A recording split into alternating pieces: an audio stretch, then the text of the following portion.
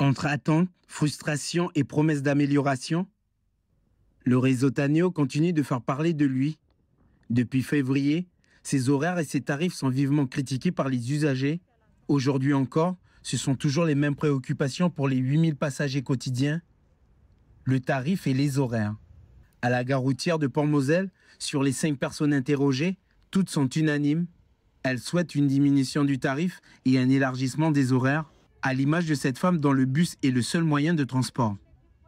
Ben oui, mais depuis ce matin, le car, ils disent que le premier, c'est bien, ça va reprendre normalement. Mais là, moi, je ne vois pas normalement. Là, depuis 10 heures, on est là, on attend le car pour Magenta. Mais la 5, il nous a abandonnés, il va au lycée, et puis il n'est pas revenu. Ben voilà. Vous étiez là, vous avez vu. Ben voilà, moi, je ne crois pas, il n'y a rien à changer.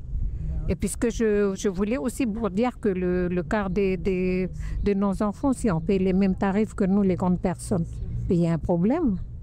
Depuis la reprise, les 8 lignes circulent seulement de 5h à 9h et de 15h à 19h avec un bus par heure. Pas de service le dimanche. Le billet coûte 500 francs, même si des plafonds d'abonnement permettent aux usagers réguliers de payer moins. Mais dès aujourd'hui, le réseau s'étoffe avec 2 bus par heure le matin et le soir aux heures de pointe et un bus tous les heures en heure creuse. À partir d'aujourd'hui, on répond à cette remontée des usagers et on permet d'avoir des bus toute la journée sur des fréquences et sur des arrêts qui vont être beaucoup plus conséquents.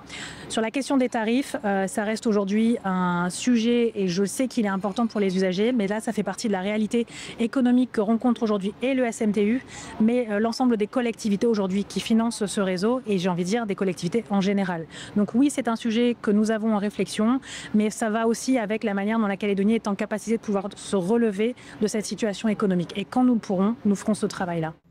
Autre annonce, la reconstruction du Néobus, un projet financé par l'État à hauteur de 579 millions de francs. Au-delà du financement pour le Néobus, le réseau s'agrandit dès aujourd'hui avec 5 nouveaux arrêts sur les lignes déjà existantes, 2 prolongements vers Koutio et Yahweh et 2 nouvelles lignes à Païta, la P1 vers Katiramona et Dembéa Centre et la P2 au Montmou.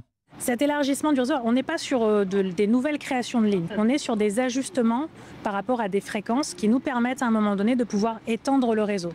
Étendre le réseau, c'est quoi? C'est d'aller chercher des personnes qui ont besoin à un moment donné de pouvoir prendre le bus. Mais si on se fixe aujourd'hui sur ces lignes-là, c'est parce que derrière, on a aussi identifié le besoin de par les remontées de terrain, de par nos chauffeurs qui maîtrisent aussi leurs connaissances et parce que derrière, c'est tout ce travail qui est fait de prospection et de remontée des usagers auxquels on n'a pas...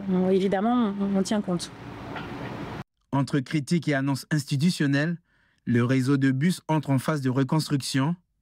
Pour rappel, avant le 13 mai 2024, Taneo transportait 25 000 usagers sur 30 lignes.